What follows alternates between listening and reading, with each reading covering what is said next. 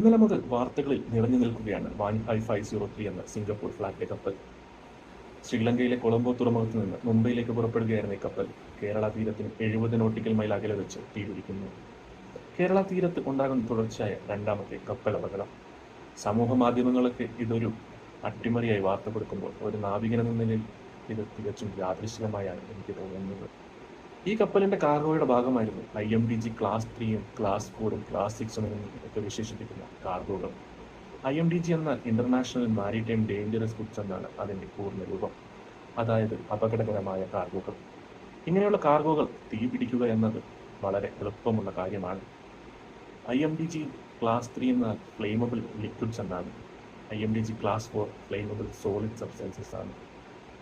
Class 6 toxic substance. ഇങ്ങനെയുള്ള cargo ഒക്കെ തീപിടിക്കുക വളരെ എളുപ്പമാണ്. അതുകൊണ്ട് തന്നെ ഇങ്ങനെയുള്ള കാർഗോ ലോഡ് ചെയ്യുമ്പോഴും ട്രാൻസ്പോർട്ട് ചെയ്യുമ്പോഴും ഒക്കെ പാലിക്കേണ്ട കുറേ നിയമങ്ങളുണ്ട്.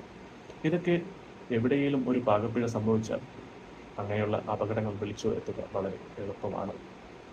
കൂടാതെ ഈ കാർഗോകൾ ലോഡ് ചെയ്തിരിക്കുന്ന സ്ഥലത്ത് ഹീറ്റ് നൽകാൻ പാകത്തിനുള്ള എന്തെങ്കിലും ജോലികൾ ബൈ മിസ്റ്റേക്ക് ഒക്കെ ചെയ്താലും ഈ അപകടങ്ങൾ വിളിച്ചു വരുത്താം. ഇതൊക്കെ കണ്ടുപിടിക്കേണ്ടത് ഇനി അന്വേഷണ ഉദ്യോഗസ്ഥരുടെ ജോലിയാണ്. എന്താണ് അങ്ങനെ ഒരു അപകടത്തിന് വഴിയൊരുക്കിയത്? അതുവരെ നമ്മൾക്ക് കാത്തിരിക്കാം. ഇനിയും ഒരു വീഡിയോയുമായി വരാം. നന്ദി.